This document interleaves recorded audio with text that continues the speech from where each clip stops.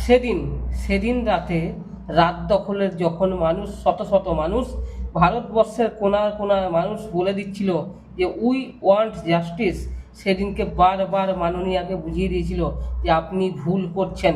মাননীয়া তারপরেও কিন্তু নিজের ভুল স্বীকার না করে উপরন্তু অভয়ার মাকে পুলিশ দিয়ে মেরে তার হাতের শাঁখা ভেঙে দেয় এবং তার মাথায় আঘাত দেয়। সেই আঘাতের ফলে অভয়ার মা কিন্তু একটা প্রতিজ্ঞা করে বসে, যতদিন না মেয়ের বিচার হচ্ছে ততদিন মাথার চুলে চিরুনি দেবেন না এবং হাতে শাঁখা পরবেন না।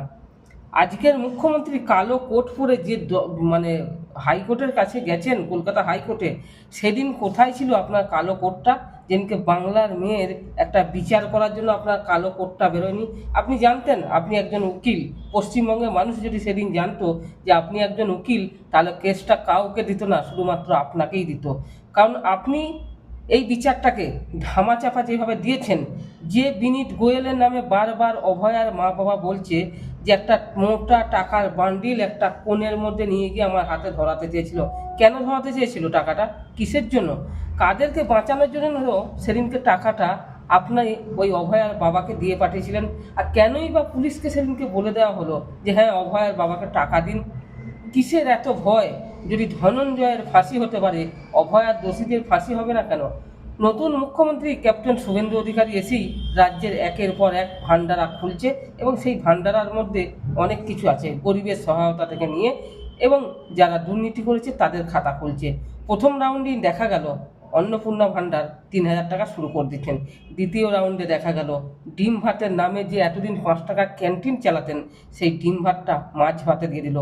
যে মুখ্যমন্ত্রী বারবার বলেছে বিজেপি এলে মাছ খেতে দেবে না, মাংস খেতে দেবে না, আজকে সেই বিজেপি মাছের দোকান খুলে দিল।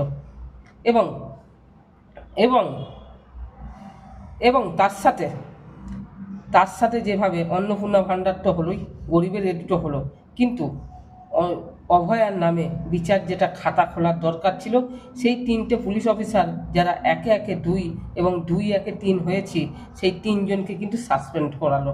এবং এই 3জন, তার মধ্যে একজন ছিলেন মহিলা পুলিশ অফিসার। সেই মহিলা অফিসার যার নাম ইন্দিরা মুখোপাধ্যায়, তিনি প্রত্যেকবার সাংবাদিক সম্মেলন করতেন এবং তার সাংবাদিক সম্মেলনে একটু কোনো দুঃখের বা কোনো গলা ভেজানো স্বর ছিল না। তিনি প্রত্যেকটা ফটো নিয়ে আসতেন, স্ক্রিপ্ট লেখা ফটো, সেই ফটো দেখাতেন এবং মানুষের কাছে সংবাদ পৌঁছে দেওয়ার চেষ্টা করতেন। কিন্তু দুঃখের বিষয়, তিনি একজন মহিলা হয়েও, একটা মহিলা পুলিশ অফিসার আর একটা মহিলা মুখ্যমন্ত্রী স্বাস্থ্যমন্ত্রী হওয়ার পরও পুলিশ মন্ত্রী যিনি উকিল তা হওয়া সত্ত্বেও তিনি কিন্তু অভয়ার